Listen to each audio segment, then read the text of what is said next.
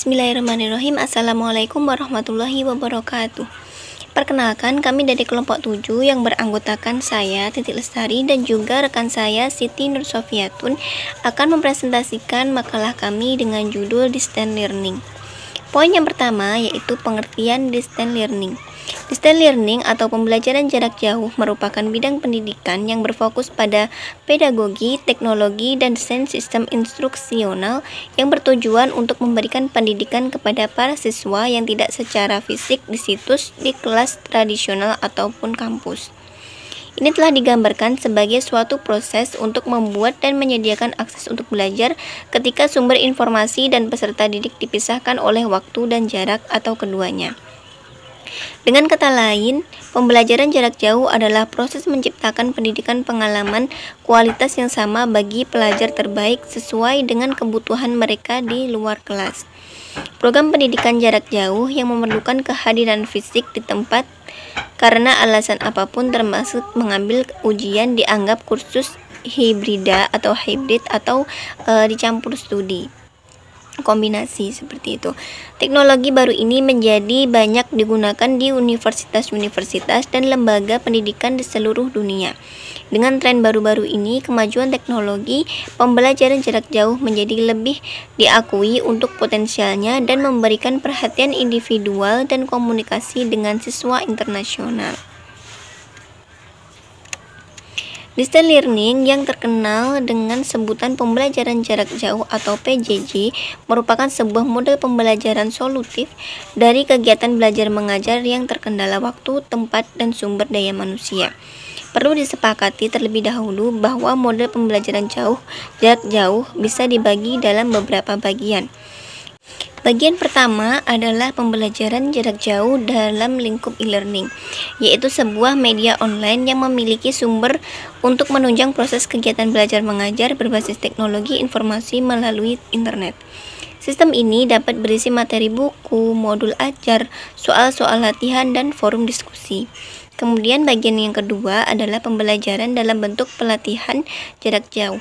Selain ada buku atau modul ajar, latihan soal, dan tes online, sistem ini biasanya tetap menerapkan adanya proses tatap muka dalam proses belajar mengajarnya, sehingga kompetensi keterampilan dalam pelatihan ini diharapkan memiliki kualitas yang dapat dipertanggungjawabkan.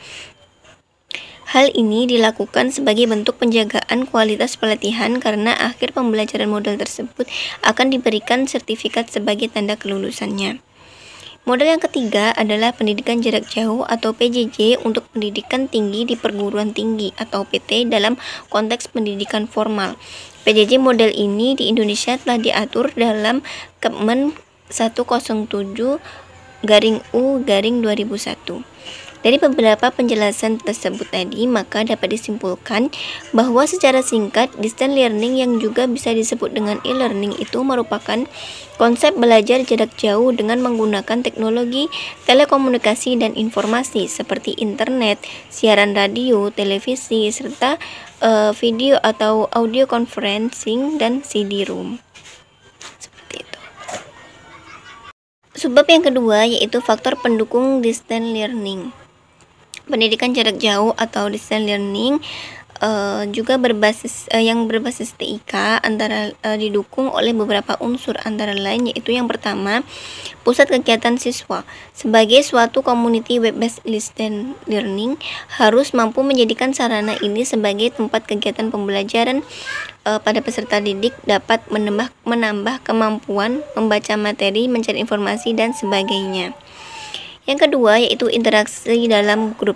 Para siswa dapat berinteraksi satu sama lain untuk mendiskusikan materi-materi yang diberikan oleh guru. Guru dapat hadir dalam grup ini untuk memberikan sedikit ulasan tentang materi yang diberikannya. Yang ketiga yaitu sistem administrasi peserta didik, di mana para peserta didik dapat melihat informasi mengenai status peserta didik dan lain-lain. Kemudian faktor pendukung lainnya yang keempat adalah pendalaman materi dan ujian. Kemudian yang kelima yaitu perpustakaan digital yang merupakan yang bersifat sebagai penunjang dan berbentuk database, dan juga materi online yang juga dapat menunjang pembelajaran yang diperlukan bahan bacaan dari web lainnya. Kemudian poin selanjutnya yaitu latar belakang distance learning. Perkembangan teknologi, khususnya di bidang pendidikan pada umumnya, ditujukan untuk memajukan motivasi siswa agar lebih unggul dan lebih maju dalam penggunaan teknologi, sehingga pendidikan akan semakin maju.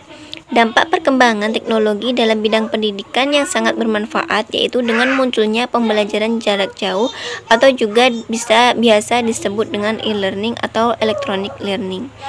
E-learning merupakan sebuah bentuk teknologi informasi yang diterapkan di bidang pendidikan berupa website yang dapat diakses dengan jaringan internet di mana saja.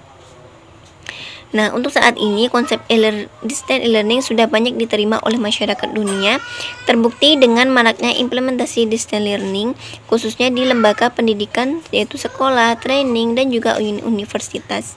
Saat ini beberapa perguruan tinggi menyelenggarakan kegiatan pembelajaran elektronik sebagai suplemen atau tambahan terhadap materi pelajaran yang disajikan secara reguler di kelas. Nah, mungkin cukup sekian presentasi dari saya, dan materi selanjutnya akan disampaikan oleh rekan saya yaitu Siti Nur Sofiatun. Assalamualaikum warahmatullahi wabarakatuh. Perkenalkan, saya Siti Nur Sofiatun dari kelompok 7.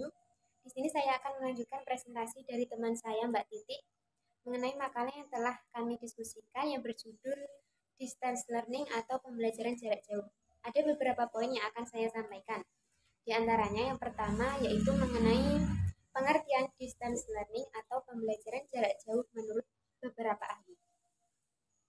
Sebelumnya, perlu kita ketahui bahwa pembelajaran jarak jauh adalah sebuah upaya untuk permasalahan pendidikan dengan keterbatasan antara pengajar dengan peserta didik untuk bertatap muka. Nah, dengan mengadakan pembelajaran yang memisahkan antara tenaga pengajar dengan peserta didik dengan bantuan media cetak maupun elektronik, inilah yang disebut dengan distance learning. Ada beberapa pendapat dari para ahli mengenai distance learning itu sendiri. Yang pertama, menurut Ferenc Lau, beliau berpendapat bahwa pembelajaran jarak jauh atau distance learning adalah sistem pendidikan yang tidak mempersyaratkan tenaga pengajar di tempat seorang belajar. Namun dimungkinkan adanya pertemuan-pertemuan antara tenaga pendidik dan siswa pada waktu-waktu tertentu saja. Yang kedua, yaitu menurut Jamaluddin Ratnasih Gunawan dan Paujiah, menyatakan bahwa pembelajaran daring atau pembelajaran jarak jauh merupakan proses transformasi pendidikan konvensional ke dalam bentuk digital, sehingga memiliki tantangan dan peluang tersendiri. Kemudian yang ketiga, menurut Mulyasa, beliau memberikan argumen bahwa pembelajaran jarak jauh pada dasarnya adalah pembelajaran yang dilakukan secara virtual yang tersedia. Namun, meskipun demikian, pembelajaran daring atau jarak jauh juga harus tetap memperhatikan kompetensi yang akan diajarkan.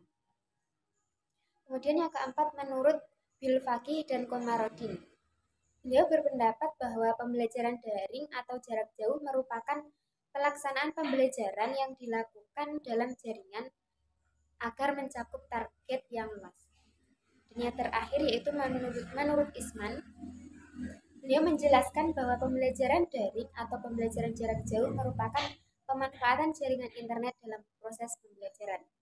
Nah, dari beberapa pendapat dari para ahli tersebut, kita dapat menyimpulkan bahwasannya pengertian pembelajaran daring atau distance learning adalah proses transformasi pendidikan konvensional ke dalam bentuk digital yang mana dilakukan tanpa tatap muka dengan memanfaatkan jaringan internet yang sudah tersedia. Masuk pada pembahasan poin yang kedua, yaitu relevansi distance learning atau pembelajaran jarak jauh dengan pembelajaran saat ini. Pembelajaran jarak jauh pastilah sudah tidak asing di telinga kita karena seluruh satuan pendidikan di Indonesia telah menerapkannya semenjak diterbitkannya Surat Edaran Kemendikbud nomor 15 tahun 2020, yaitu perihal panduan penyelenggaraan belajar yang berasal dari tempat tinggal dalam masa darurat penyebaran COVID-19. Pembelajaran dilakukan secara jarak jauh, baik itu daring maupun luring. Nah, pada pembelajaran jarak jauh ini, baik guru maupun siswa banyak sekali yang mengalami kesulitan saat proses pembelajaran berlangsung. Baik itu guru yang kesulitan untuk membuat RPP atau rencana pelaksanaan pembelajaran, ataupun siswa yang kesulitan dalam memahami materi yang disampaikan. Pada pembelajaran jarak jauh ini, untuk mengatasi solusi tersebut, guru dituntut untuk mengembangkan ide-ide yang kreatif, namun menggunakan media teknologi. Akan tetapi, juga tidak sedikit guru yang cukup kesulitan untuk mengoperasikan teknologi saat ini. Selain itu, guru juga merasakan kesulitan untuk bekerja sama dengan orang tua peserta didik, dikarenakan banyak orang tua yang tidak mampu untuk memfasilitasi alat untuk proses pembelajaran anaknya, seperti halnya gadget, lantaran tingkat perekonomian yang berbeda-beda. Kemudian pembelajaran jarak jauh ini pun juga membuat siswa kurang efektif ketika menyimak pembelajaran dari guru via aplikasi atau website yang digunakan saat proses pembelajaran berlangsung. Maka dari itu, untuk mengoptimalkan proses pembelajaran jarak jauh ini, guru harus dapat mengembangkan ide-ide kreatifnya untuk membuat media pembelajaran yang dapat memudahkan ia juga siswanya saat menjalankan pembelajaran jarak jauh. Dari uraian tersebut dapat disimpulkan bahwa relevansi antara pembelajaran jarak jauh dengan pembelajaran saat ini belum bisa seimbang. Pemanfaatan teknologi dalam media pembelajaran masih dikatakan sangat rendah. Hal tersebut terjadi salah satunya karena faktor sumber daya manusianya yang belum mampu terampil dalam berteknologi, sehingga pembelajaran jarak jauh tidak sepenuhnya bisa dikatakan efektif. Poin yang terakhir yaitu kelebihan dan kekurangan distance learning atau pembelajaran jarak jauh. Yang pertama, kelebihan distance learning atau pembelajaran jarak jauh. Ada beberapa kelebihan dari PJJ atau pembelajaran jarak jauh ini. Di antaranya, yang pertama, dimungkinkan terjadinya distribusi pendidikan ke semua penjuru tanah air dengan kapasitas daya tampung yang tidak terbatas, karena tidak memerlukan ruang kelas. Guru dan murid tidak perlu bertatap muka secara langsung dalam ruang kelas, dikarenakan yang digunakan adalah fasilitas komputer yang dihubungkan dengan internet. Sehingga dengan belajar seperti ini akan mengurangi biaya operasional pendidikan, seperti biaya pembangunan, pemeliharaan gedung, transportasi, pemondokan kertas, alat tulis, dan lain sebagainya. Kemudian yang kedua, tidak terbatas oleh waktu. Peserta didik dapat menentukan kapan saja waktu untuk belajar, sesuai dengan ketersediaan waktu masing-masing peserta didik tersebut. Yang ketiga, pembelajaran peserta didik dapat memilih topik atau bahan ajar sesuai dengan keinginan dan kebutuhan masing-masing. Hal ini sangat baik dikarenakan dapat mendukung tercapainya tujuan pembelajaran, seperti yang diyakini para pendidik bahwa pembelajaran akan sangat efektif manakala materi yang diajarkan sesuai dengan keinginan dan kebutuhan dari peserta didik.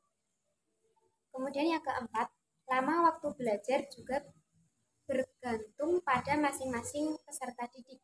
Kalau si peserta didik telah mencapai tujuan pembelajaran, ia dapat menghentikannya. Sebaliknya, apabila si peserta didik masih memerlukan waktu untuk mengulangi kembali subjek pembelajarannya, dia bisa langsung mengulanginya tanpa tergantung pada pembelajaran lain atau pendidik itu sendiri. Kemudian yang kelima yaitu keakuratan dan kekinian materi pembelajaran.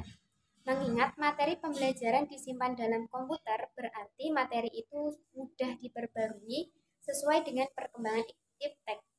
Kaum peserta didik dapat menanyakan hal-hal yang kurang dipahami secara langsung kepada pendidik, sehingga keakuratan jawaban dapat terjamin. Dan yang terakhir yaitu peserta didik pada pembelajaran jarak jauh ini dapat dilaksanakan secara interaktif, sehingga menarik perhatian dari para peserta didik. Yang kedua yaitu mengenai kelemahan distance learning atau pembelajaran jarak jauh. Di antaranya yang pertama, tingginya kemungkinan gangguan pembelajaran. Karena sifat cara pendidikan jarak jauh ini merupakan belajar mandiri, sehingga kemungkinan terjadi gangguan selama belajar sangat mungkin. Hal ini bergantung pada motivasi masing-masing peserta didik. Demikian pula dengan kemungkinan terhentinya program pembelajaran. Yang kedua, kesulitan mendapatkan penjelasan pengajar atau fasilitator yang sesegera mungkin ketika peserta didik mendapatkan kesulitan. Yang ketiga, pemahaman peserta didik terhadap bahan ajar. Bisa saja terjadi kesalahan visi dan persepsi terhadap tujuan yang ditentukan. Peserta didik mungkin merasa bahwa dia telah mencapai tujuan pembelajaran, sedangkan pengajar atau fasilitator masih menganggap belum tercapai sepenuhnya. Akan tetapi, kesalahan visi dan persepsi ini dapat ditanggulangi karena setiap akhir pembelajaran pasti diadakan suatu evaluasi atau refleksi dari proses pembelajaran itu sendiri. Cukup sekian presentasi dari kelompok kami mengenai distance learning atau pembelajaran jarak jauh. Semoga apa yang kita pelajari dapat bermanfaat bagi diri kita sendiri dan orang-orang yang ada di sekitar kita. Kurang lebihnya kami mohon maaf. Akhiron wassalamualaikum warahmatullahi wabarakatuh. Terima kasih.